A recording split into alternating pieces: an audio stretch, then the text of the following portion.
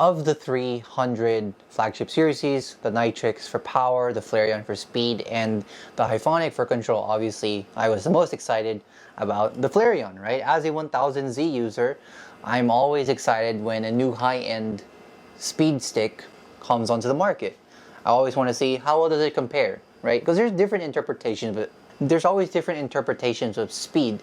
So I want to see, was Hndrd able to cook? And honestly, yeah, they were. So, if you guys are not familiar, right, there are 3 new racket series from Hndrd, like I just mentioned. There's the Flareon, which I'm holding in my hand. There's the Nitrix, sorry, which is like the Astrox or the Axe4 series. And then there's the Hyphonic series, which is their control, precision-based, like the Arc Saber, like the Halbertech, right? So, like the Nitrix and the Hyphonic siblings or cousins, right? This shares a lot of the similar technologies that you see. So it's going to have the 7.00 mm vapor shaft, right? 7mm vapor shaft. It's going to have the control foam in the head to reduce vibrations. It's going to have M46 carbon. It's going to have all that jazz. I mentioned this in detail in the Nitrix video. I'll touch it briefly in this one in the Hyphonics, so I don't really want to repeat myself too often. But yeah, this is going to have a lot of the similar specs, but what sets it apart obviously is going to be its speed, right? So it was a little interesting to me that they decided to go with a 7mm shaft. For speed rackets, usually, you know, fast rackets will have thinner shafts. They will want to sell the aerodynamics point really hard. And I mean, a lot of the other things of this racket scream handling and aerodynamics, right? Fully recessed frame, right? Quite a sharp edge on both sides of the swing. So yeah, this is very quick in the hand, very maneuverable, right? You're not going to feel much pressure, even in the fast and flat exchanges, right? In the drive defense, in the front court fast interceptions, right? This handled beautifully, right? In terms of repulsion, in terms of drives, because that was immediately what I wanted to figure out for myself when I was using this racket. Does this keep up with the 1000Z? Obviously the 1000Z is still going to be the undisputed, but the drives here, no slouch, right? The shaft is stiff. It does give a nice push, right? The biggest thing for me to, I guess, understand or get the timing accurately for was the sweet spot. Now I mentioned this briefly in my Nitrix video. Watch that review if you haven't. But the reason why it was more pronounced with this one, because this is the first one that I picked up. Hndrd sent me over all 3 of them at the same time, or all 4 rackets, sorry, because there's the Volta as well.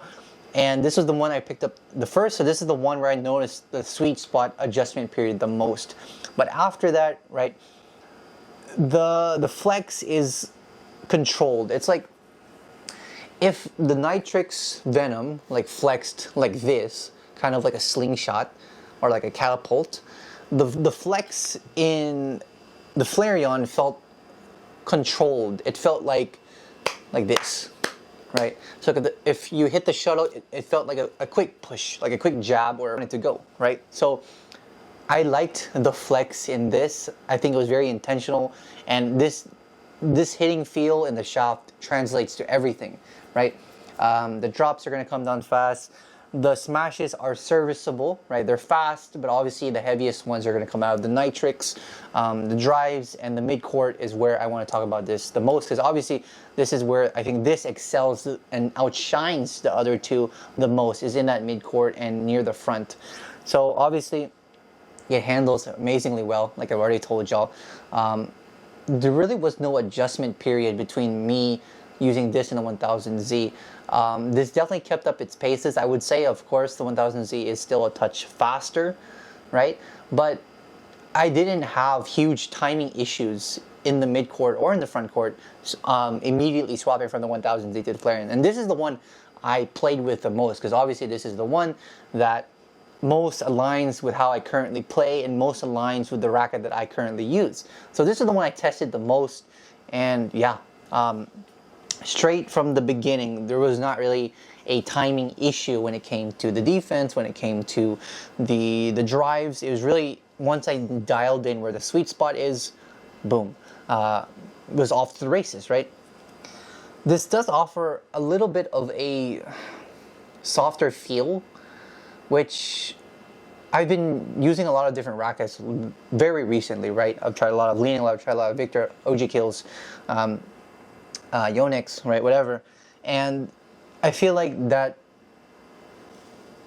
all these different rackets has kind of helped me adjust how I feel about string beds. Like, I was trying the 800 Pro again recently, and the string bed was growing on me, right? I still hate it, but not as much. And I think that helped me kind of be a bit more open-minded about the string bed feeling on here.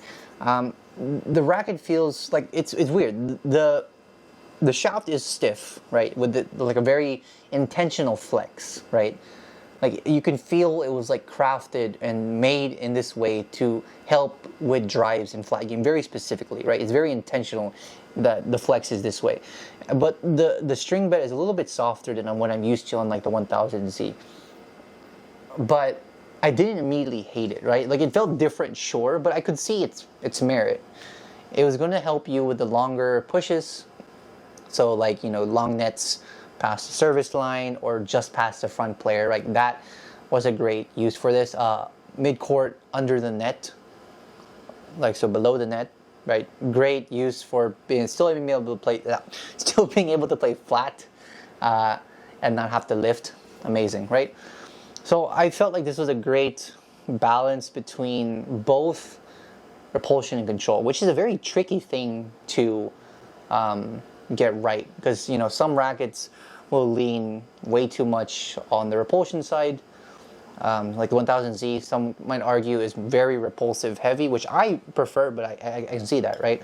The Blade X from Leaning, on the other hand, was more control focused. Like, yeah, it's still a speed stick, but it was a little bit more control focused. I think this kind of leans more balanced, right? Like the Blade X 900 was a touch too control focused. A lot of people find the 1000Z too repulsion focused. I think this sits right between the two. You're gonna have, you know, speed when you want it, but you're still not gonna overshoot your placement shots when you need them to, right? Which is a common issue with rackets that are, you know, too fast, right? That's the feeling when some people say the racket is too fast. It's like either physically they're not used to the swing timing, which, you know, you get used to, but sometimes they're not used to their shots going that far. Like, they're used to being able to play, you know, this small of an action and it going there, but it ends up going further than it wants to, right? I think this is a great balance between the two. So enough yapping, enough circular talk. Let's move on. We talked about the drives. You start in the mid-court. The front court, the same thing, right? Good touch, good speed, right? I'm fighting people, I'm battling, I'm not having to lift, I'm not feeling slow or sluggish in the front court. Interceptions are fine, they produce the power that I want them to, they come down fast, right? No real complaints here, right? This plays as a front court racket should. And I say that positively. I don't say that like as, you know, boring or whatever. Like, it's fun, it's fast. The back court, this is again where I struggled the most again, right?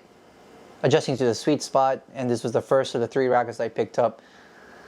Drops were not an issue. The string bed felt a little bit softer, but after you get used to that feeling, yeah, the drops are fine, the slices are fine, the fast drops are also fine. The smashes were the one thing that took a bit of getting used to. One, you're getting used to the shaft flex, and 2, you're getting used to the string bed feel.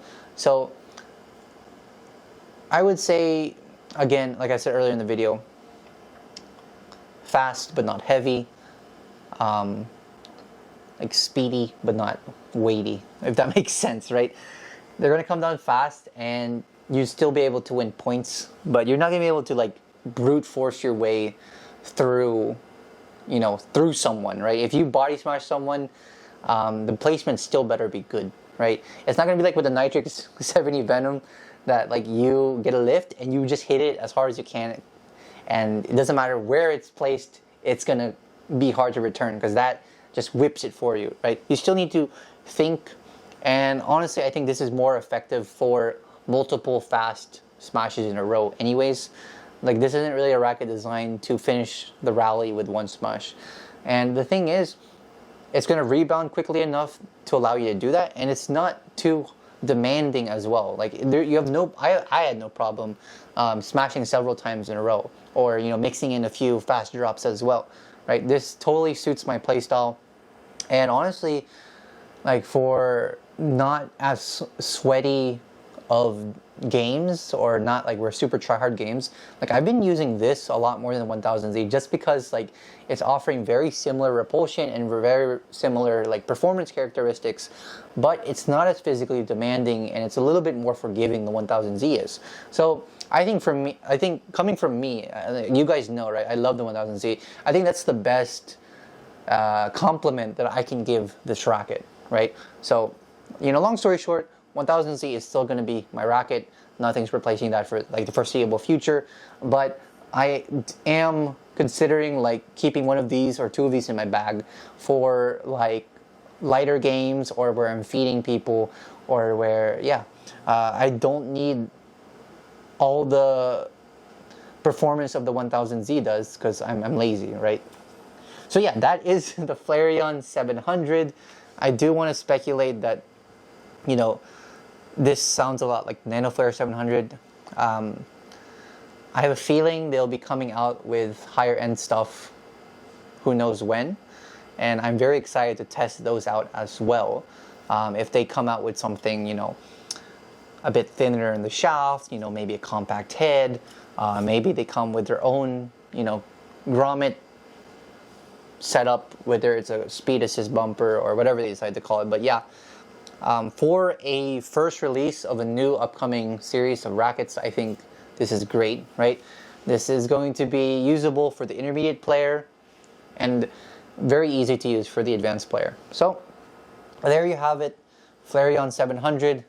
I will be giving this away as well, even though I don't want to. I want to keep this one so bad. It's so nice. But alas, the mechanics. So obviously, 3 channels you need to be aware of: Instagram, TikTok, and Discord. You need to be in all 3. So you need to follow me on Instagram, you need to follow me on TikTok, and you need to be in a Discord server. You need to, do the typical things like share, comment, save, send it to your friend, whatever. But the entries are going to be tracked on Discord actually. So you need to enter the Discord channel, get verified, and post in general what racket you're using, right? And what you like about the Flareon, or what attracts you to the Flareon, okay? Very simple. Good luck, guys. Let me know if you have any questions or comments about the Flareon 700 from Hndrd. See ya.